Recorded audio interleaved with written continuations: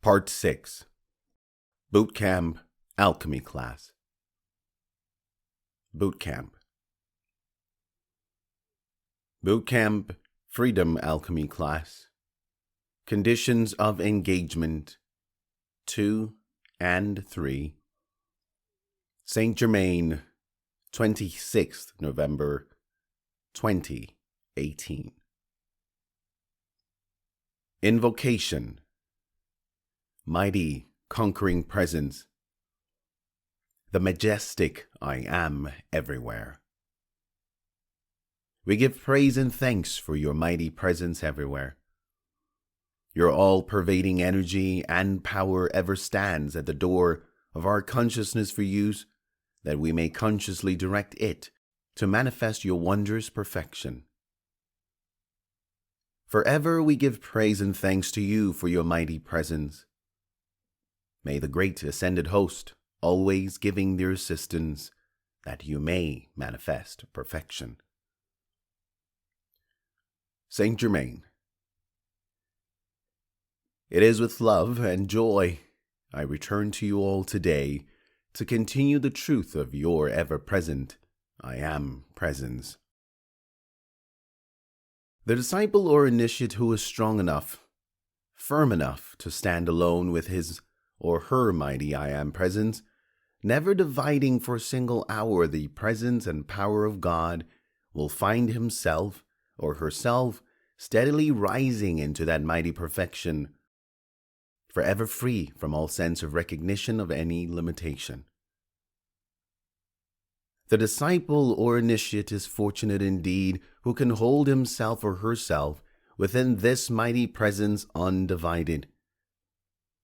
For the benefit of some of the disciples or initiates who are so sincere and yet are unknowingly allowing their attention to be withheld from that undivided presence, I wish to state certain facts with no intent to intrude upon free will of the individual. These facts are what I am presenting to you as we walk forward from this path to freedom. You may be beginning to notice that even within these first discourses, I am introducing the vibrational frequencies that are beginning to permeate and penetrate your being, and this I do purposefully and with pure intentions. As you will know, the permission granted here has been given for the use of the I Am discourses, in particular to the 33, which are the ones that are transmitted through the use of light and sound, not through any human consciousness. These are the ones that this permission is granted upon, and so, as the grant clearly stated the study of, they relate to them being presented verbatim. So, if anyone is astute enough to find the words verbatim within any discourse I give forth, I tell you, these are there for a reason. One that is setting a stabilization that will assist each of you in this I Am Freedom class activity. As I said, I do not wish in any manner to intrude upon your free will, but the gates of eternal freedom are open before you, if you will but believe the truth I have uttered, which will enable you to enter within these gates and receive the eternal blessings of the light waiting there to unfold you. If there are conditions in your life, home, or environment that you wish to be rid of, command through the I Am presence that they be dissolved and consumed before its mighty light and power. And so we continue. Number 2. To qualify with your I Am presence first, before any engagement of any spiritual teaching, learning, or sharing through individuals, gatherings, or groups that are not in complete alignment with your own I Am divine plan for you. One of the things I truly wish to establish here in a number of ways is to remind each of you why you have aligned yourself to this Elemental Grace Alliance Council, and how what has already been given to you as the principles and guidelines that are not new here and have already been given to you to use in accordance to your free will choices. This is what I meant in my opening introduction today. We cannot intervene in your free will choice. So, this today is your lesson. Yesterday, we spoke of qualification with your I Am presence and how not qualifying any decision or opportunity may create delays along with many potentials to step off the path or jump off the train, as in Jesus' analogy. The following clarity about teachers and educators was also given to you within the discourses of the Iga Book 1, Quality of Life and Freedom of Spirit, the Elemental Grace Alliance Council, Archangel Zadkiel and Holy Amethyst, Angelic Host, 31st August, 2015. I quote, "Making mistakes is not something to fear. Not making choices is the greatest mistake of all, yet still not to be feared. Just to be aware of the reasons why choices are not entered into. Students, as they are so often called, are never students in this sense of education. This is where the perceived teachers have not quite understood their roles, not from the spiritual sense and the remaining processes of remembering the God I Am within. We speak here of earth teachers and not those of the master realms. Real teachers of God are educators, not teachers or trainers. There is a big difference between a teacher and an educator. This is such a misunderstood concept, both on the path of the spiritual teacher and that of the so-called spiritual student.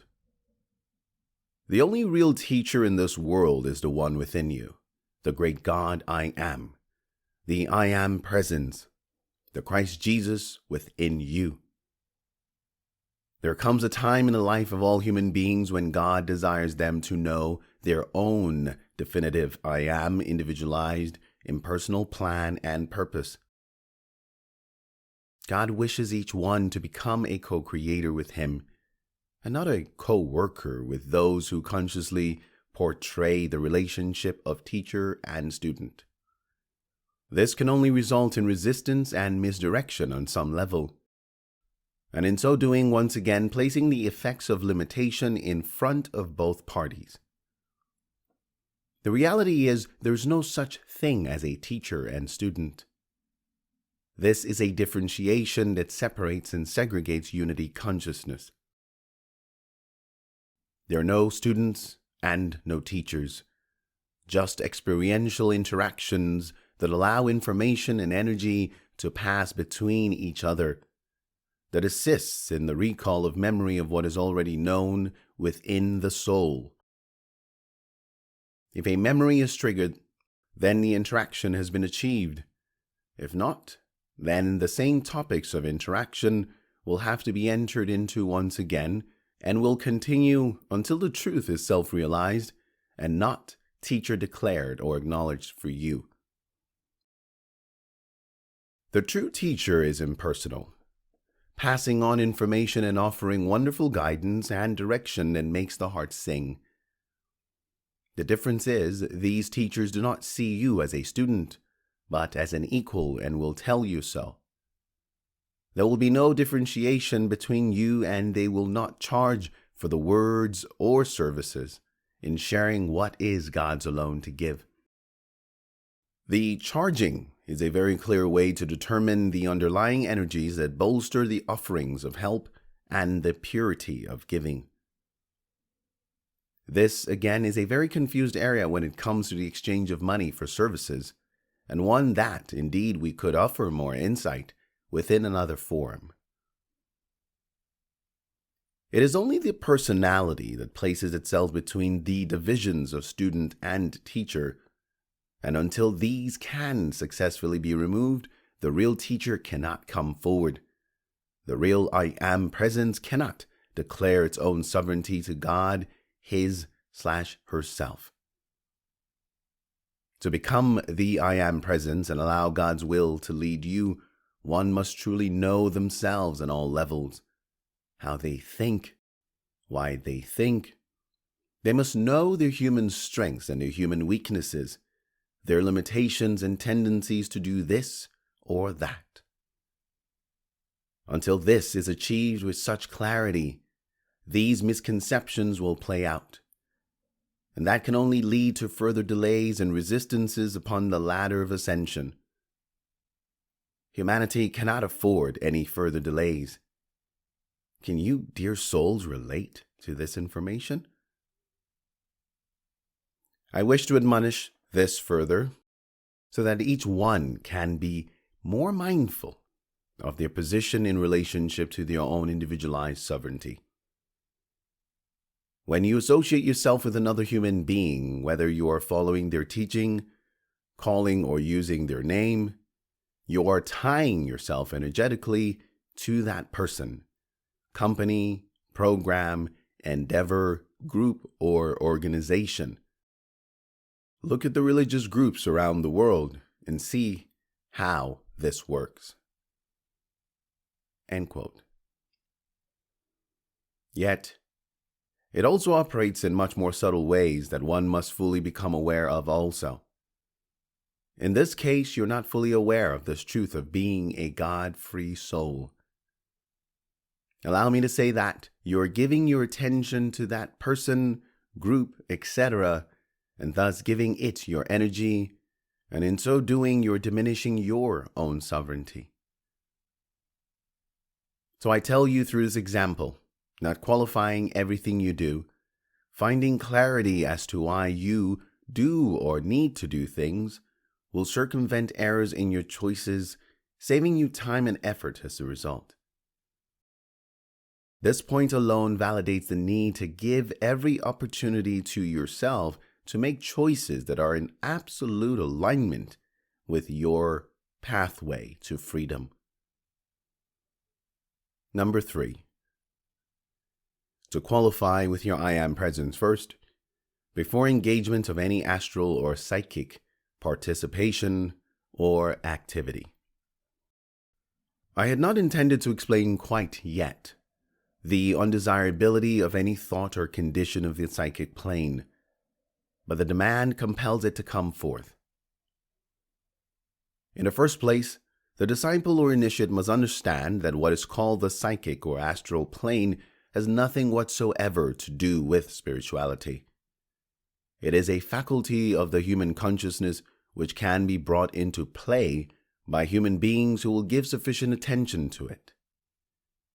But the individual who wishes to reach into the psychic plane alone, either consciously or unconsciously, had better never been born into that embodiment. The fascination of the phenomena of the psychic plane, I assure you, is most alluring. For those whose attention becomes firmly anchored in the psychic plane do not loosen themselves from it in that embodiment, and it may take several embodiments to free them. In all strata of consciousness, there is a fragment of truth unrecognized. Otherwise, it would not be possible for it to be sustained, because you must understand that in all things and in all activities, there is some, more or less, of the God energy acting. Misused, truly, but nevertheless active. The sincere disciple or initiate will give no attention to the phenomena of psychic seeing or hearing, but understands that he must push directly through by the power of the inner will, through his outer determination, and enter within the electronic belt, where only the truth is expressed. Beloved disciples and initiates, while it is necessary to explain this, I want you to make up your minds not to have any fear. Within the psychic stratum of thought and feeling is the principal activity of what we know as a sinister force in this world. Sometimes souls with splendid inner attainment, not understanding the true reality of this of which I speak, have allowed their attention to become drawn to the stratum because of the premature awakening of this physical faculty by a semblance of truth being presented to them and some phenomena enough to hold their attention. After the attention becomes fixed, everyone, without exception, will find that semblance of truth disappearing.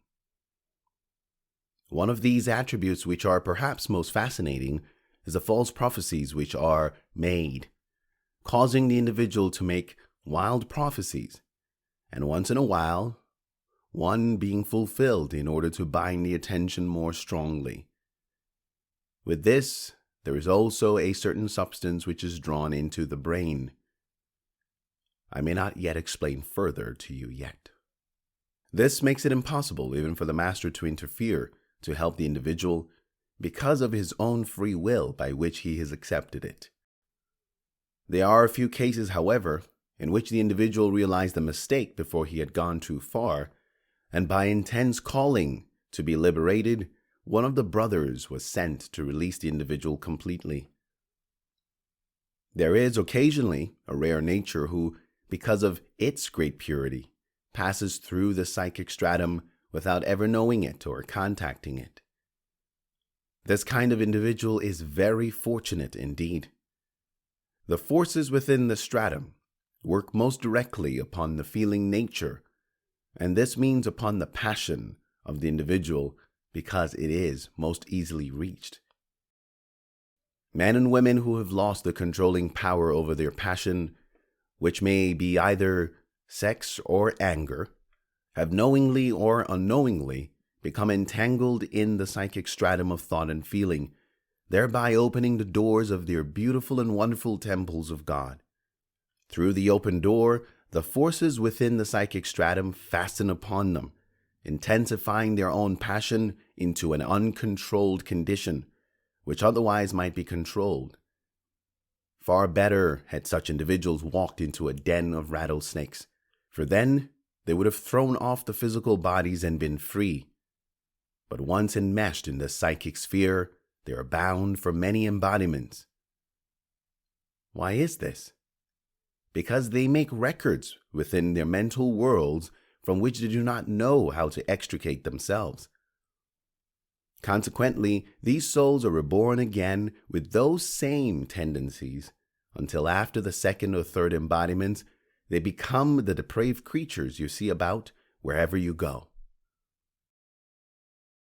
Sometimes the influence is cunning enough to hide this from the outer world for a long time, thus carrying on its nefarious work as it thinks in secret. Here comes the most heart-rending part of this explanation. I mean to say, it seems so from the outer sense. On the higher planes of activity, there are great and beautiful souls who volunteer to go into this stratum to help, through the irradiation, to break its hold upon humanity. These volunteers are both masculine and feminine. More often, however, they are feminine. This explains why beautiful souls in a feminine embodiment become united in outer marriage with the masculine soul who has become enmeshed in this psychic condition.